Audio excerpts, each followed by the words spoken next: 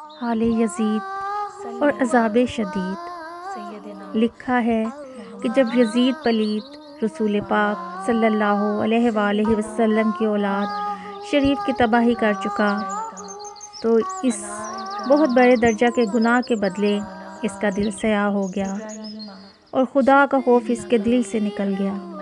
حضرت امام حسین رضی اللہ عنہ کے شہید ہونے پر مدینہ کے سب لوگ یزید کے اس ظلم سے پھر گئے اور اس کی حکومت سے انکار کر دیا، اور اس وقت یزید نے مسلم بن عقبہ کو 22,000 فوج دے کر مدینہ پر چڑھا دیا، جس نے 700 صحابہ اور 10,000 آدمیوں کو شہید کروا دیا۔ ان ظالموں نے مسجد نبوی صلی اللہ علیہ وآلہ وسلم کے ستونوں سے گھوڑے باندھے۔ جب یزید پلید یہ گناہ بھی کر چکا اور ظاہر میں اس کی جان کو کوئی تکلیف نہ پہنچی تو اس کی پر ہی بربادی آتی رہی۔ پھر اس نے مکہ پر چڑھائی کروا دی اور اللہ تعالیٰ کے گھر کی بے عزتی اور بہت لوگوں کو شہید کروایا۔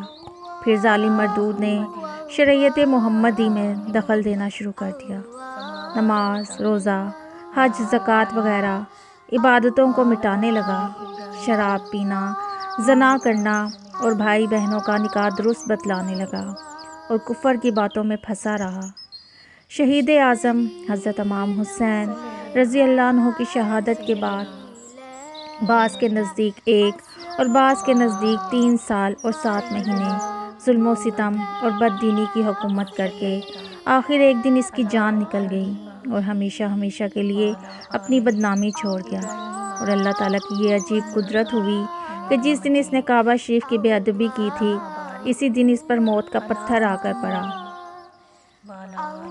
مسلمانوں، یزید کے ناپاک حالات سے عبرت حاصل کرو، سبق سیکھو، ظلم اور بے رحمی نہ کرو اور اللہ اور رسول کی نافرمانیوں سے بچو، خاص کر جب کہ اللہ نے دولت، عزت اور حکومت دے رکھی ہو، اور دین کی باتوں میں اپنی طرف سے دخل نہ دو۔ ابن زیاد اور شمر وغیرہ ظالموں کو سزا۔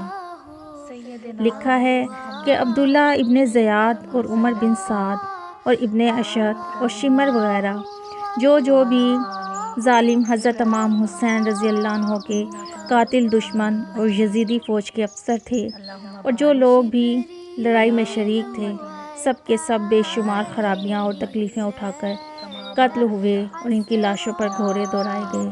لکھا ہے مختار بن عبیدی جو بہت نیک نامی آدمی تھا اور اللہ اور رسول سے محبت رکھتا تھا، یزید کے بعد کوفے کی حکومت اس کے ہاتھ آئی۔ اس نے حکومت کے تخت پر بیٹھتے ہی چاہا کہ حضرت امام حسین رضی اللہ عنہ کے دشمنوں اور قاتلوں سے بدلہ لوں اور ان کو سخت سزا دوں۔ الحاصل مختار کے فوجی ابراہیم نے ابن زیاد بدنہاد کے سر کو مختار کے پاس کوفہ میں بھیج دیا۔ مختار نے بڑی کوشش کے ساتھ اپنی کچہری کو خوب سجایا اور تمام شہر کے لوگوں کو بلایا اور کہا، دیکھو ظلم اور بے رحمی اور بددینی کا یہ انجام ہوتا ہے، اور حضرت امام حسین رضی اللہ عنہ کی بے ادبی کرنے سے اور ناحق خون کرنے کی وجہ سے اللہ تعالیٰ نے ان ظالموں کو یہاں تک پہنچایا۔ مزید لکھا ہے کہ جنگ مختار میں 70,000 یزیدی قتل ہوئے۔ ابن زیاد، ابن سعد اور شمر وغیرہ ظالموں کے سر جب مختار کی کچہری میں لا کر رکھے گئے تو غیب سے ایک اژدہا کالا سیاہ سانپ ظاہر ہوا۔ اس کو دیکھ کر لوگ کانپ گئے۔ وہ سانپ ان ظالموں کے سروں پر پھرا اور ان کے منہوں میں گھسا اور تھوڑی دیر میں نکلا، اور اسی طرح 3 دفعہ گھسا، نکلا اور پھر غائب ہو گیا۔ یہ ڈرانے والا حال دیکھ کر لوگوں کے ہوش اڑ گئے اور سب نے عبرت حاصل کی کہ کسی پر ظلم اور بے رحمی کرنا اور بزرگان دین کی بے ادبی کرنا اور ان کو تکلیف میں ڈالنا، اس کی ایسی ہی سزا ہوتی ہے۔